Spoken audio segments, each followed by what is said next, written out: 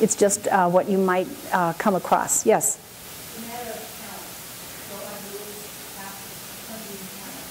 Talent for our country, international competitiveness.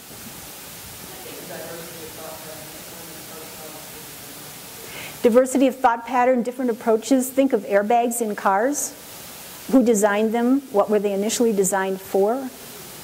And why did they kill smaller people? Not intentionally, but it came as a result of the, way back at the beginning, the design process and who was involved in that. Somebody else? Yes?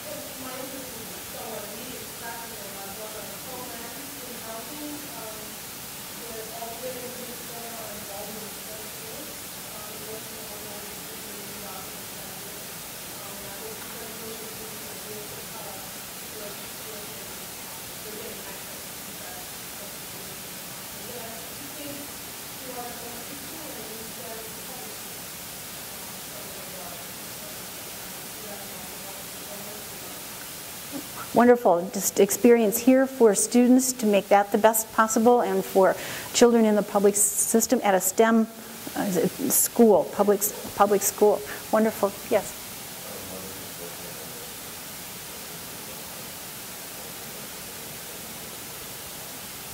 Mothers are important teachers, first teachers of children especially, and one thing that, if we don't mention it later on, if you are a mother or know a mother, please ask that mother not to say to their children, I can't do that math, go ask your father, brother, uncle, whatever. So those kinds of things do become important. So let's get started. We're going to be looking at the report, the AUW research report, Why So Few? Women in Science, Technology, Engineering, and Math. And initially, the first few slides will kind of set the scene for where we are now in terms of participation.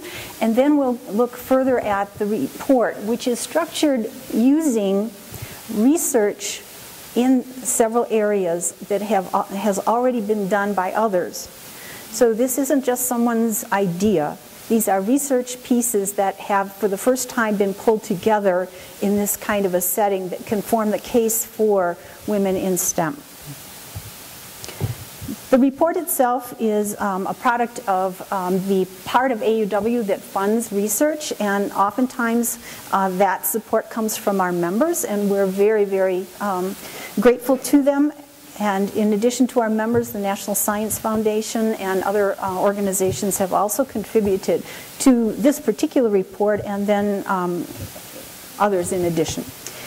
We know that girls' performance and participation in math and science in high school has improved, and even sometimes surpassed that of boys. Altogether, and I have to say this even though it's not part of the report, boys and girls participation and advocacy is not a zero-sum game. We're not advocating something for women because then it will ultimately and inherently detract from what's available to boys. And AUW has a whole research report out on that we all gain together.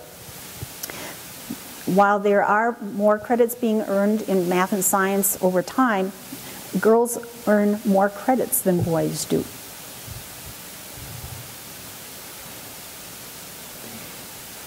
Participation in STEM is broad when we talk about science, and we sometimes find that the hard sciences like physics, even spilling over into something like economics, still are not experiencing the influx of women and girls.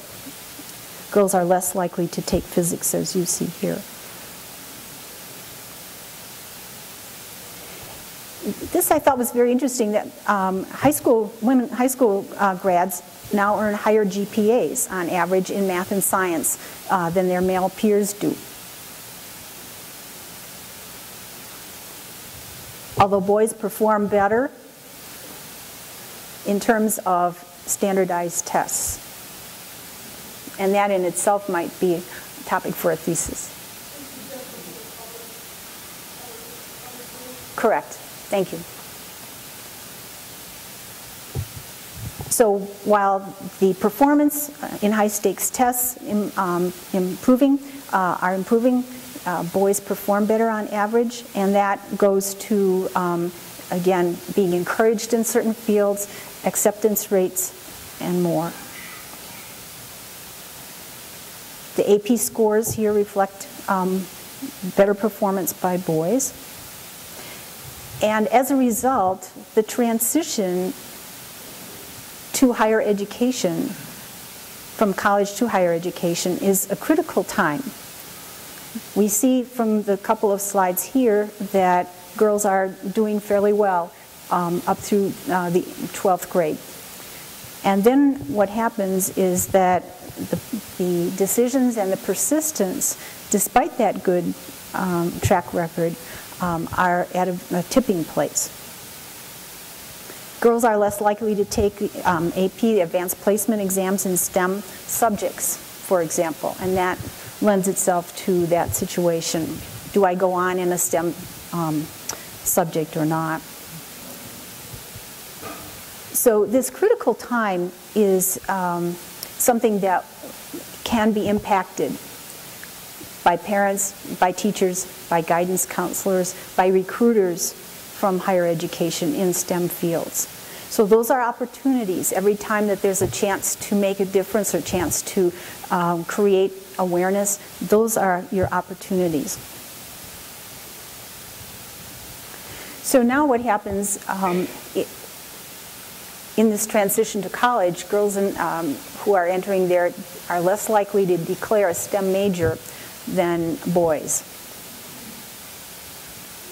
So we're not saying necessarily why. We know some of the reasons, and another really important aspect to this is not laying blame. All this information is pointing out what the situation is, and we're just trying to create awareness so that then people can take steps that are appropriate, but not ascribe problems to any particular constituency. Some of you are aware of this, but those of you who are not might find it very surprising that women now have earned the majority of bachelor's degrees and are earning that. And as a consequence, sometimes you see headlines that will say that, and therefore the assumption is everything's fine, everything's fixed. And in 2007, the percentage was 57% in bachelor's degrees. Now that is everything, not in STEM, as we'll see. Women's representation in STEM bachelor's degree holders has improved also, but varies by the field within STEM. And of course, STEM, science, technology, engineering, and math is huge when you really start to break it down and see what is contained in